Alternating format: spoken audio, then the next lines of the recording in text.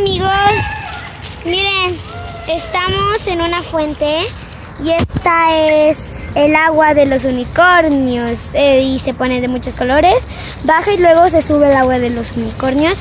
Allí ese agua de los unicornios no sube casi, acá sube poco. Esta es la que sale más. Bueno chicos, yo tengo un peluche de unicornio, es el agua de los unicornios, es el agua que toman los unicornios. Bueno, si les gustó no olviden en darle un like y suscribirse.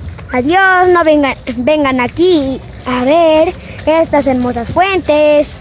Adiós.